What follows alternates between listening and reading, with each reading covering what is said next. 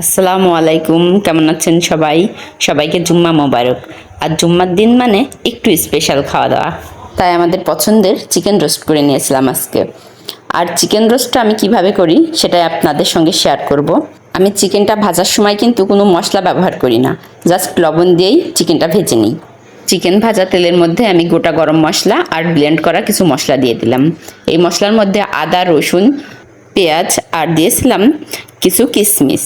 কিশমিশটা অবশ্যই চিকেন রোস্টে দেওয়ার চেষ্টা করবেন, এতে চিকেন রোস্টের স্বাদটা ভালো আসে।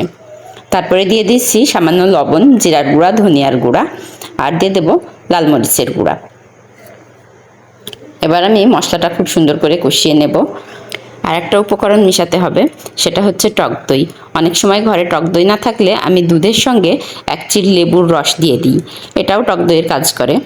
তারপরে দিয়ে দিচ্ছি রোস্টের মশলা, আর এই রোস্টের মশলাটা আমি ঘরে তৈরি করে নিয়েছি। মশলাটা ভালো করে কষিয়ে নিলাম, এই যে উপর দিয়ে তেল চলে এসেছে।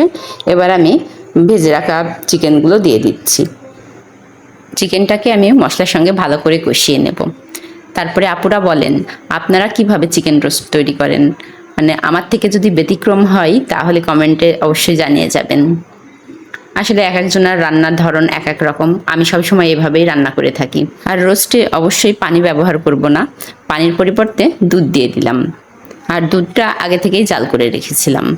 এবার আমি দিয়ে দিচ্ছি 3টা সিদ্ধ ডিম, এটা অপশনাল, এটা যে যার পছন্দ, দিলে দেবেন না দিলে নাই। তারপরে দিয়ে দিচ্ছি 2 চামচ মতো চিনি, রোস্টে তো অবশ্যই একটু চিনি দিতে হবে। আর দিয়ে দিলাম 2 চামচ ঘি। ঘিটা দিলেও রোস্টের ফ্লেভারটা ভালো আসে। আর শেষের দিকে এই যে পেঁয়াজ বেরেস্তা, এটা কিন্তু অবশ্যই দিতে হবে, তাহলে রোস্টের টেস্টটা ভালো আসে। পেঁয়াজ বেরেস্তাটাও আমি দেওয়ার পরে কিছুক্ষণ জাল করে নেব। এই তো আমার রোস্টটা প্রায় শেষের দিকে হয়ে এসেছে।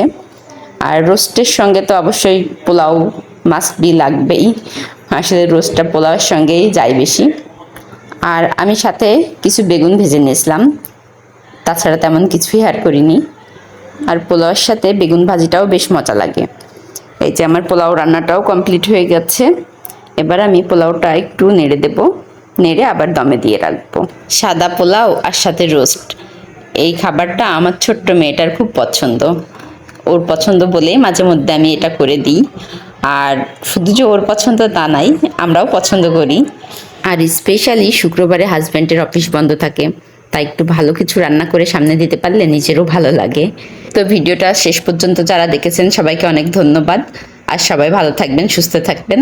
আসসালামু আলাইকুম।